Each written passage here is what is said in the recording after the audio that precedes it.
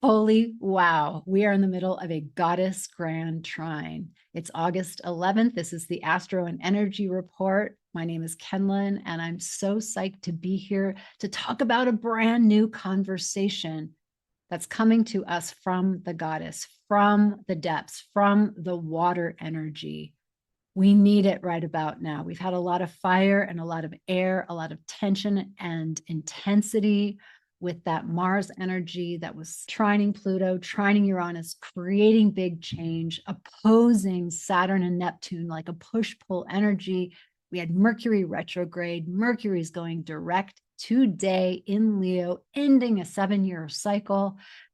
Ooh, and now we have a brand new conversation. And that brand new conversation is the divine feminine, the goddess. She's back. She's always here. She's under the surface. She's like water. You know, those Mayan towns like Tulum, underneath is all water. They can only grow certain vegetation because the core is water. That's what we're talking about here. So let's bring that to light and discover what it is for you and me to live our lives right now with this auspicious, rare energy and what we're going to do about it over the next year, because Venus is going to co-join Jupiter again next year. So she's seeding energy and she's got help. And the help is the North Node. The help is Black Moon Lilith, Vesta and Juno, and the fixed star Sirius. That is a pantheon of goddess energy. I was putting it into Claude and it was blowing Claude's mind. I totally loved it. I must have programmed Claude to get super excited about goddess information because Claude was like, I can't believe this is happening. What a magical time to create intentions. So the question that I want to hold for you and for me and for us is, write this down. What are you ready to resurrect from the depths of your soul and birth into a magnificent reality? That's the question. I'll put that in the description so that you can find that again, write that down, contemplate it. And here we go. So this grand goddess water trine is here today, tomorrow, most direct, but this energy is going to stay with us all month. And here we have in the conversation, in the Cancer area, who rules Cancer? The mother, the nurturer, the one who knows how to take a little baby and get that baby to an adult.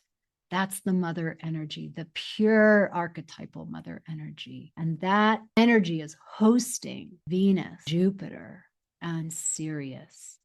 Now, Venus, we know, because Venus is our goddess on planet Earth. She is the archetype of our material wealth, abundance, safety, security. She's the goddess of our money, of our love, our success, the way that we receive support, our friendships. And she's co-joining inside of Cancer. She's at home there. That's feminine energy. And Jupiter loves Cancer. That's her co-joiner. He's the greater benefic. She's known as the lesser because she's a personal planet, but he's got the big picture. He's the expander. He's the teacher, the archetype of the guru, the archetype of the wise one, the archetype of the fair and just one. So this abundant, great expander archetypal energy is co-joined with Venus at 14 degrees of Cancer. Write that down. Maybe you have a planet or point there. If you don't, that's okay. Everybody has 14 degrees of Cancer.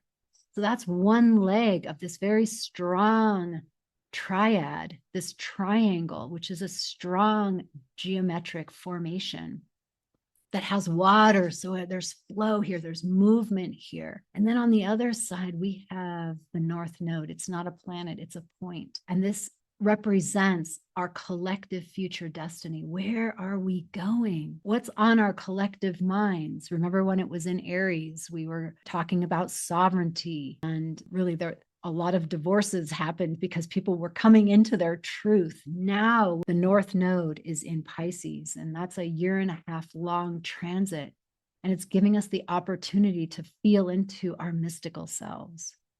to connect with oneness. Pisces stands for oneness. It stands for mysticism, even Christianity. So we can see the rise of shadow Christianity and the rise of true Christianity. Mary Magdalene, Yeshua, beautiful collective future destiny. And then that's in Pisces. So note that. Where is Pisces in your chart?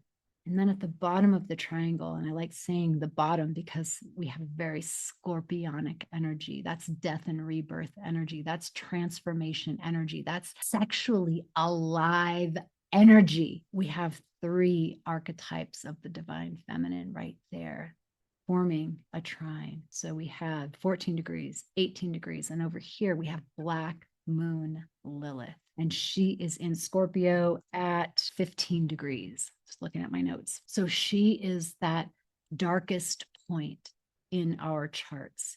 There's actually a point in your chart. You can find out where is Black Moon Lilith in your chart.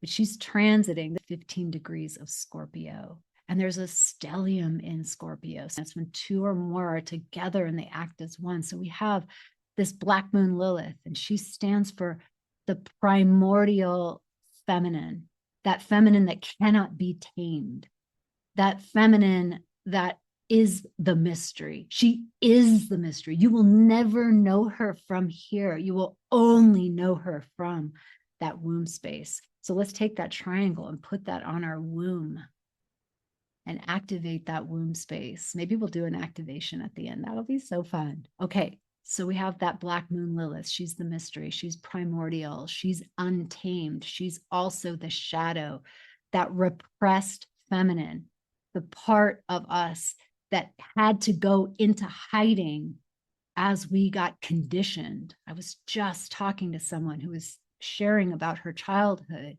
and about the microaggressions, the subtle ones of you're not good enough. You're not here to be seen. And the programming that after even 50 years, that programming is still there. We are here to break that, sisters. No more. So take those old programs, whether they're people pleasing, whether they're, I cannot be visible. I don't want to be seen as the expert or the guru. Of course not. But you must stand in your authority. And so we need Black Moon Lilith to bring things up from the depths. Our conscious mind will never be able to get her, ever, ever. The world cannot get her. She is the most powerful energy because she is the energy of creation. She's the Adi Shakti. And we have many names for her, right? Like Shakti. And people who have a low worldview, like safety and security, and they're very fearful, or they're very controlling. They can't be around her. They can't be near her. But guess what? I hate to say it, she's inside of them because she, that energy, the archetypal energy is us. And it's located in our chart. Isn't that genius? That's the thing. She's never going away. She's always there. You cannot extinguish her. She's like water. She'll just go around. You know, water's the strongest element. You take a big boulder in the middle of a river, and what does water do? It does not care. It goes around it. It doesn't try to change it. That's the feminine way. It just goes around it. It works its magic. So it's in a stellium. That point, the darkest point, is in a stellium with 2 other goddesses. They're asteroids. One is Vesta. Vesta is the high priestess. Oof. She is the flame, the soul flame of your dharma, of your destiny. Put her with the North Node. And what do you have, sister? You have you expanding into your dharma, your destiny, coming up from the depths. It's Scorpio, after all. It's Black Moon Lilith, after all. And then we have Venus and Jupiter. They want to create abundance from that. And so we have one more player down there, and that's the player of Juno. Juno's at 18 degrees. Vesta was at 16 degrees. That sacred flame keeper meets up with Juno, the goddess of partnerships, of these sacred agreements. And before I partner, I know who I am. I am allowing the truth of my being to come forward, and partnership can be an extension of that. The sum of 2 people is greater than the 2 people. 1 + 1 equals more than 2. That could be Juno. Juno also severs partnerships when it's not in the highest and best alignment. Find out, where is Scorpio in your chart? What is being lit up? Where's Pisces? Where's Cancer? Draw lines to form a triangle so that you can feel the areas that the water is moving. What houses are they? What do they represent? I love this stuff. It's so good. What are you ready to resurrect from the depths of your soul and birth into a magnificent reality? I want you to take that into your meditation. We're coming off of a big full moon. So much has been lit up for you. Mercury is direct today on August 11th, giving us the go sign. What are the big ideas, the big plans, the big dreams? And let them come from your embodiment. This is the divine feminine speaking. How can you open and receive more? Let's do a short activation right now. Close your eyes. Take that triangle symbol, flip it, and put it on your womb space, 2 inches below your belly button. And there we activate the primordial energies.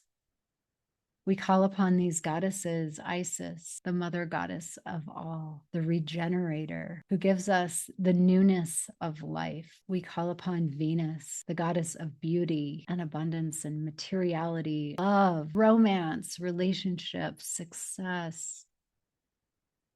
Thank you, Venus. We call upon the sacred flame of Vesta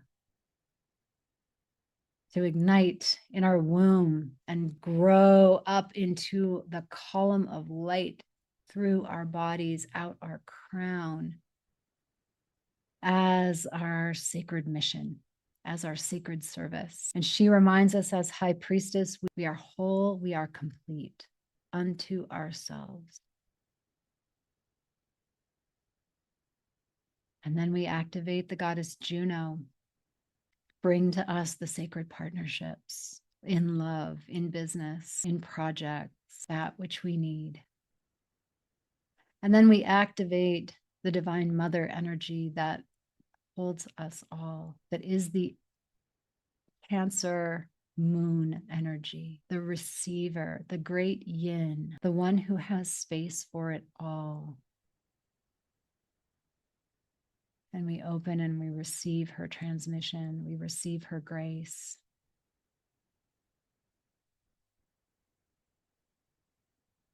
And while you're in this beautiful space, let's also activate that North Node in Pisces, that mystical self ignited through these special sacred archetypes. Give us eyes to see and ears to hear what you will have for us. Point us in the direction that we would go. Make conscious that which we need to know. We activate the Black Moon Lilith energy. Thank you for that primordial life force energy that fuels our autonomic nervous system. It fuels our very existence. It is the mystery. And just feel all these archetypes in your womb space. And then allow them to move around wherever they want to be inside your body or your auric field.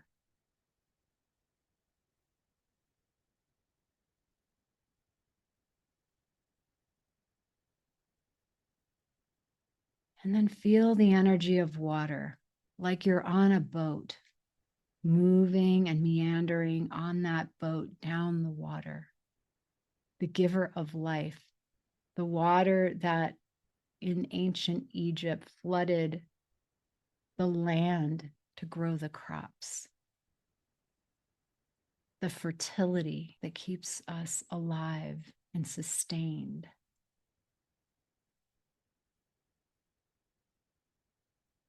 And so travel on your boat, feeling being carried along and protecting that beautiful energy inside of us as there are forces who rise against her.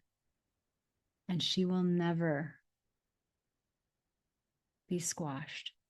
Never. We are the carriers of that sacred flame. And we are here to liberate all other beings who choose to be liberated. Thank you, God, Goddess, and higher self. Show us what we need to know. We are in devotion in our hearts to the divine feminine for the benefit of all beings. And slowly open your eyes, take a little bow into the center. Wow. Share with me in the chat what you took away. I really want to create and knit this collective field. It's a very beautiful energy, very rare, very auspicious that we get to step into if we have eyes to see and ears to hear. So let's gather all the positive energy that we've created here and then beam it out. That divine feminine energy, the mother who holds all. May all beings benefit from the merits of our efforts.